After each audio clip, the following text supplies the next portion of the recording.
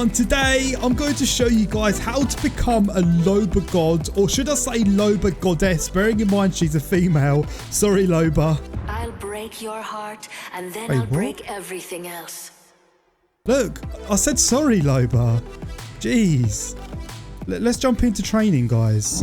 I hope you guys are all enjoying Season 5 and I hope you're enjoying using Loba as well. So we're going to focus on her tactical ability. We're not going to go into her passive ability because her passive is quite self-explanatory. As you guys can see, her passive ability means that you can see gold and purple items through walls, which I think is probably one of the best passive abilities in the whole game. This has helped me so many times in Apex Legends, and it's definitely such a good ability you guys should use. But as I said, it's very self-explanatory, and her ultimate is also very self-explanatory as well. Her tactical is going to be that one ability that has an insane movement potential, and that's the ability we're going to focus on today. So as I'm sure most of you guys are aware, there's a predictable pathway. As you guys can see, the predictable pathway now is showing us blue, and this is a predictable pathway that also appears on grenades, so I'm sure most of you guys are familiar with it. Now, with the predictable pathway, this is the most important thing when it comes to using her tactical ability.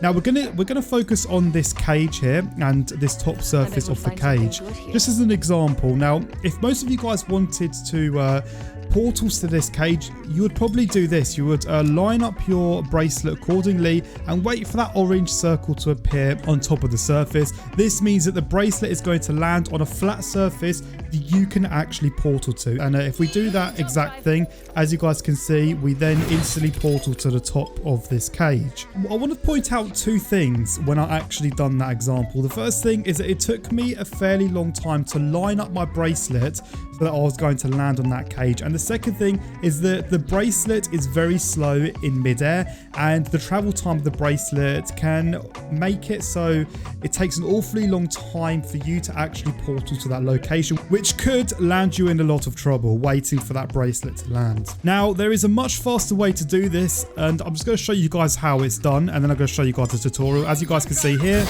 and we're instantly on the cage and we're ready to start engaging with people. Now, some of you guys might be thinking, how the hell did I do that so fast? Well, this is why you guys clicked on this video, and this is what I'm about to show you.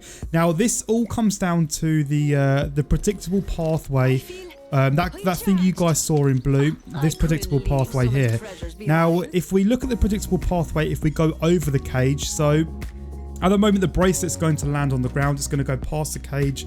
When it does actually go over the cage, you guys can see the predictable pathway turn orange for the time that it's hovering over that surface. Now, this is the first crucial thing. The second crucial thing is the drop ability. Now, this bracelet has a drop ability, which means whilst it's traveling in midair, if you click the drop button, which will be your shooting button, you can make the bracelet drop straight down to the ground in its current travel distance. Wherever it's traveling and you press the drop button, it will instantly go down to the floor, meaning that you can essentially throw this bracelet really far out, but the moment it gets above this surface and you click the drop button, you will still land on this surface. And this is the fastest way to do it. Now, some of you guys must be thinking, how do you know when to actually click the drop button? Well, this is what I'm about to show you guys. So the first benefit to this is that you don't have to be accurate. As long as you're throwing the bracelet over and past this cage, you can do this well. So the moment you want to press the drop button is the moment this blue pathway turns completely orange,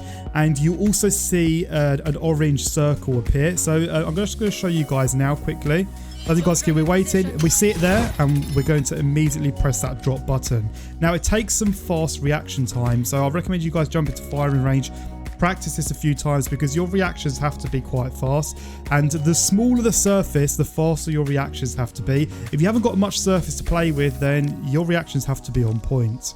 You can also do this whilst running because you don't have to be accurate when throwing it. It means you can do this in very intense situations as well. Now, the predictable pathway will move with the bracelet at the exact same time.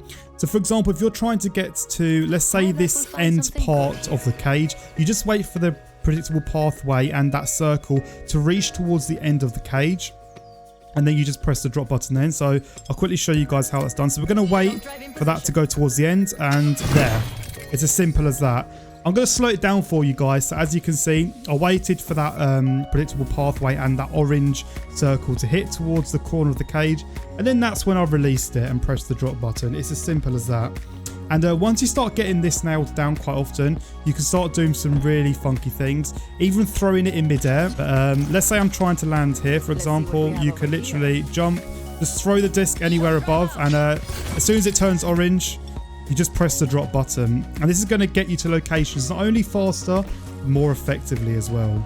I just want to say, if you guys are still watching this video and you're learning something new, be sure to scroll down, leave a like to support the video, and be sure you subscribe in if you want to see some intense Season 5 gameplays, Season 5 tip videos, discussions, all of that good stuff. Now let's move on to this 3-step guide I want to talk to you guys about. So the 3-step guide I want to speak to you guys about, the first one is Portal, which I just showed you guys how to do in the most effective way. The second step is to reposition in cover. And the third step is to fight the enemy. Now, if I just show you guys what I mean, I'm going to show you guys the 3-step guide and I'm going to talk about it as well. This is going to ensure that you portal the most safest way possible and you're also ready to engage with enemies having cover around you. Now, once you've portaled, there's probably about 2 seconds of animation where Loba puts on her bracelet back onto the wrist, and that can also mean that you're vulnerable for them 2 seconds. That's why as soon as you've portaled, you want to reposition to cover, and then once you've pulled your gun out, that's when you can go and fight the enemy. So we're going to pretend this is our cover here, and we're going to portal now, as you guys can see here. Now, whilst this animation is happening, we're repositioning, and then we can fight the enemy.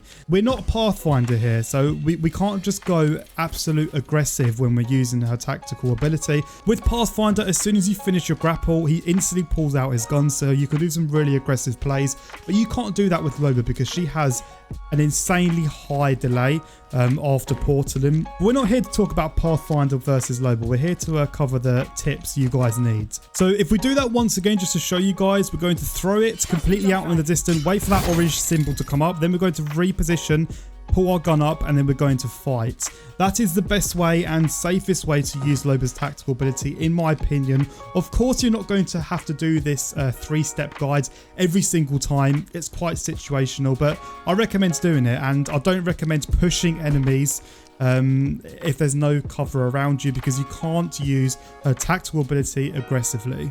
Of course, if you're trying to aim downhill, you're trying to go somewhere downhill, then you don't need to use that technique. You can just portal to the exact location, but most of the time, and the best way you can abuse her tactical ability is to get the height advantage against enemies and to flank enemies, and to do that you usually have to get into a high position to get better positioning than the enemy. Now, even if you wanted to get onto this surface here, it is possible, but as I said earlier, because you've only got little surface to play around with, your reactions have to be even faster than usual.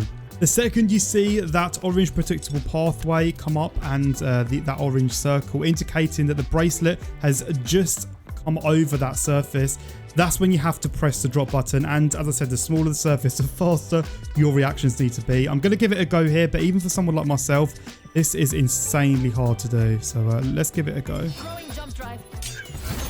Right, we managed to do it easily first time there. Unless you have some crazy experience, I wouldn't recommend doing this in game, trying to get onto surfaces this small, because it's going to be really hard. So the last thing I want to speak about is defending yourself whilst the bracelet is traveling through the air. You don't have to remain in line with the bracelet. Once you've thrown and released the bracelet, it's going to go to the path you've set it to go in, and that means you can move around left and right. You can strafe to create a harder target for the opponents whilst the bracelet is traveling, to avoid being shot by enemies.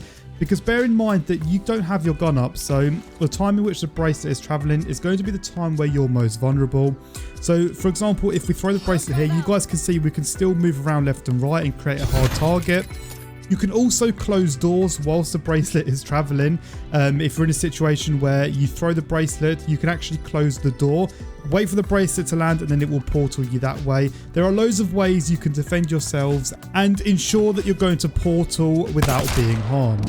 So I'm going to wrap this video up here. As always, if you enjoyed today's video, be sure to scroll down, leave a like to support the video further. I hope you guys take these tips on board and you smash the next game you play in Apex Legends. Thank you all for watching. Be sure you're subscribing with the notification bell turned on so you don't miss out on any more Season 5 videos on the channel. But other than that, I'll catch all of you guys out in another brand new Apex Legends video. Thanks for watching. Take care, guys.